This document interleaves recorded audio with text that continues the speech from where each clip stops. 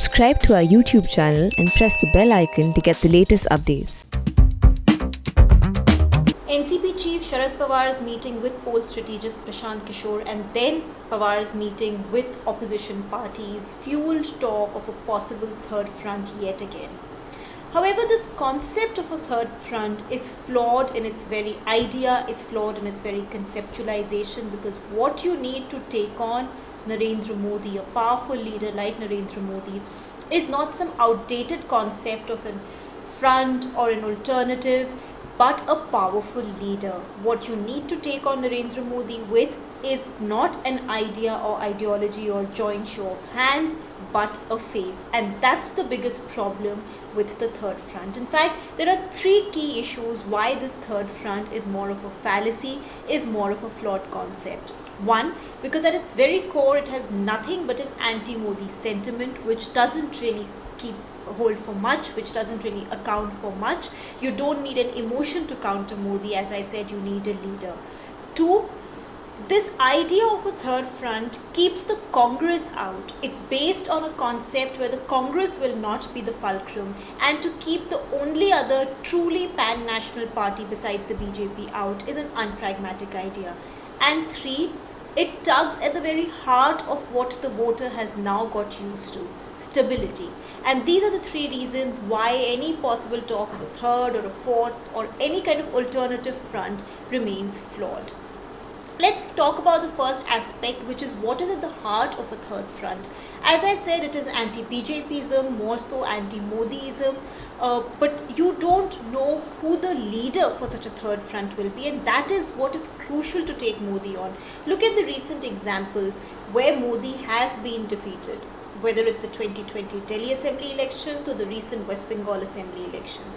What it took to defeat Modi were powerful leaders who could stand their ground, who had mass base, and who had their unique style of politics. So Arvind Kejriwal managed to keep Delhi with him, managed to ensure that even though Modi was, in a way the face of the Delhi elections for BJP, there was no real candidate, he managed to keep his turf intact. Similarly for Mamata Banerjee, with her ground connect, with her carefully groomed mass base, she ensured that she kept the BJP out of West Bengal.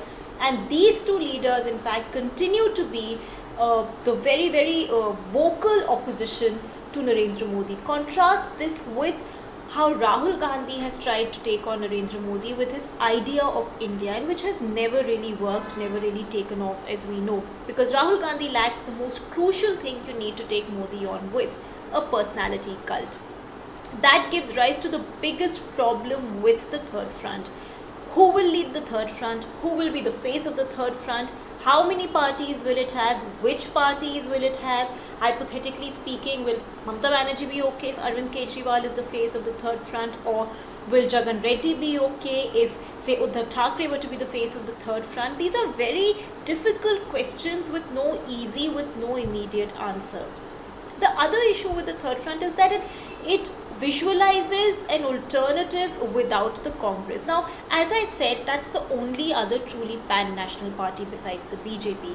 In the 2019 Lok Sabha elections, the BJP garnered 38% of the vote share, the Congress garnered 20% of the vote share. So, do your math and figure out why it is completely unpragmatic to leave the Congress out of an entity, of an alternative like this. It's essentially the third front will have to be the second front, and if it is that, then who will be the leader? Because will Congress, being the pan-national party, be willing to give the leadership to somebody else and to not have a Gandhi at the head of affairs, which at the end of the day is what is causing the rot in the Congress? So these are all very difficult issues, very intertwined, related issues, which make this entire idea of a third front a very, very difficult idea, a very, very impractical proposition. However, there's another reason that makes the third front perhaps a no for the voters.